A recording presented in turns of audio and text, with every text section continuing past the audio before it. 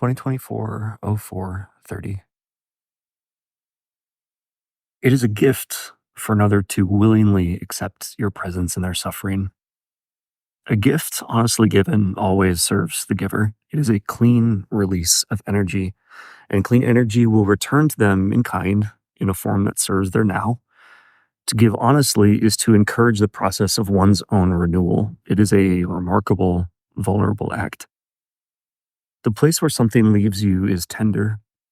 It takes time for the newly exposed surface to grow accustomed to the air and the light. When this occurs as a part of giving to another, it signifies the giver's choice to trust the other. In the act of giving, the giver takes a part of their own self. One only ever has oneself to work with for all intents and purposes. One removes it and then offers it to you. But critically, they offer both the gift and their newest, most vulnerable face, created in that moment. An honest gift is an act of trust, saying, I am willing to experience your response to this act and to experience it with you. I think often about the way I receive the words and intents and energies of others. I wrote a while back, about the negativity sink in concept and in action. The idea that we can be a willing conduit for the heat of resistance, letting it pass on through us to be absorbed by the firmament beneath. Lately, my role seems more like lovingly reflecting the jagged edges of another's pain, moving myself in to be with each raw edge and angle of another, while maintaining the stability of my other surfaces, the other places where I meet the world. In that moment of meeting, my form changes. I willingly move into the space of another's pain, and with their consent, I hold myself to its surface, being with them in their own honest form.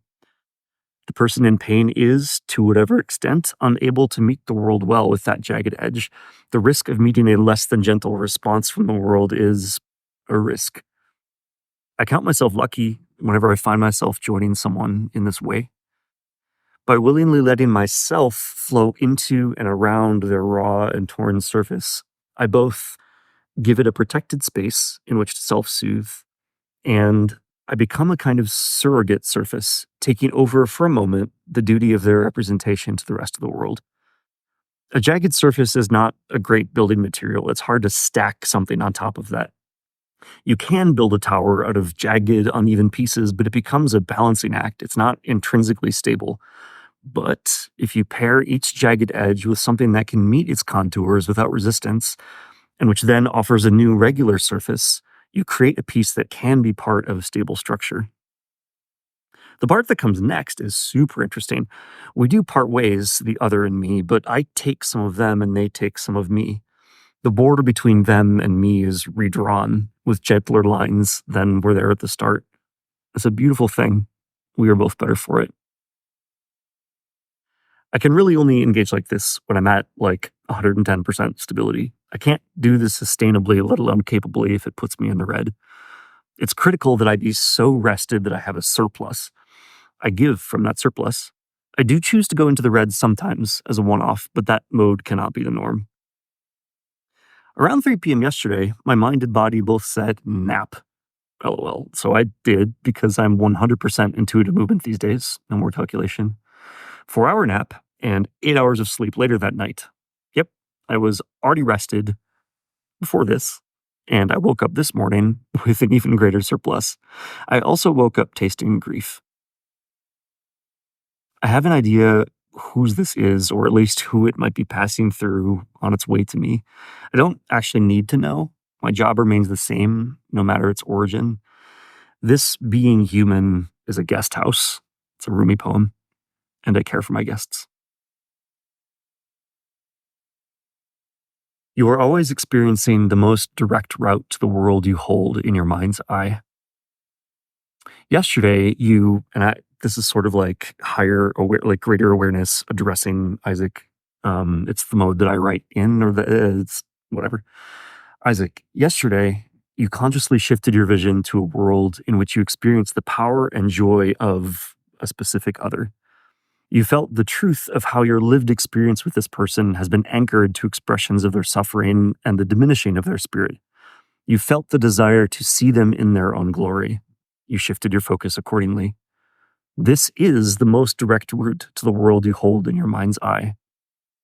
They do not need to know you are experiencing this. Also, they do know. Also, we are all one, and the specific semantics work themselves out whether or not you trace their paths. All things exist in balance. When you encounter grief amidst your own abundant joy, it's as if a question is put to you: will you hold me? Onlookers, you need not say yes. Nothing is ever required of you in the now. All things are intrinsically balanced across the whole, and the experienced now is something that you get to design. It's probability's job to create balance for those choices in the surrounding fields, to stabilize the reality of your creation in the now. You always get to choose.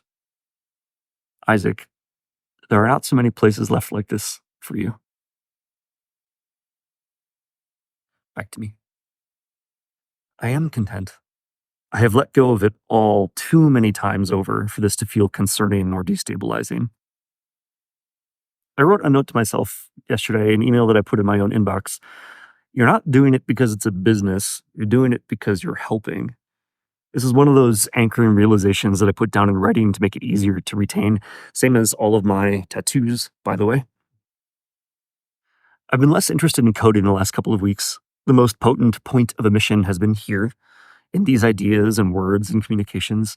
I wrote that one-liner email, that one, after one of our app users showed me their discomfort, and it returned my focus to the place where my best code work has always come from, the place where I help.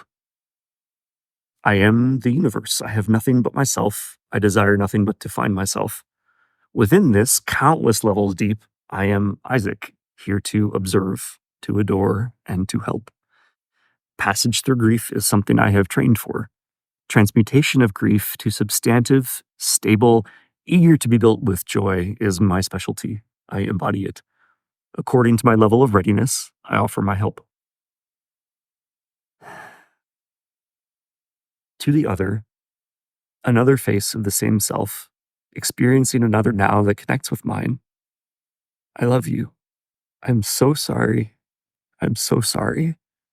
I love you. I would see you free. And that is a wish to the universe, not a responsibility for you. I can see you free and alive from here. It's not far at all now. I can see you there. I can't see the path from here to there, but then it's not mine to know or to walk. I love you. I'm proud of you. I believe in you completely. You are wondrous and you are coming alive. I love you completely. I need nothing from you. It's a gift to know you exist, and I am content. I believe in your vibrance, and I can see your wholeness from here. I'm gonna click through to this. This is from last November. A prayer to the ones I know. As best as I can, I release you. Not that I could ever contain you, not you, not really. But insofar as I contain an image of you, the you I have built for myself, the you I remember and anticipate, I release you. I would see you free. I would see you bloom in whatever way is the way of into your own fire. Insofar as this life and this time is a path that we share, I want to give it back to you. I want to see you in your glory. Inasmuch as it was ever mine, I return to you your freedom. Thank you for sharing enough of yourself with me for me to hold on to begin to understand you. Thank you for releasing enough of your freedom that your slowed, constrained form became something that I could resolve, something that I could see, something that I could touch. Thank you for that gift. But now, I would see you free. I don't know if I can follow. I have no idea what will happen next. I don't mind.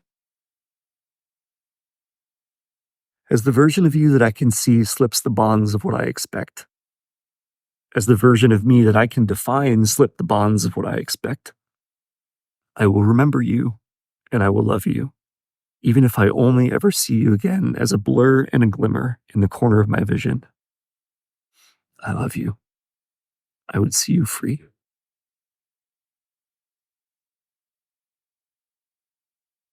Music.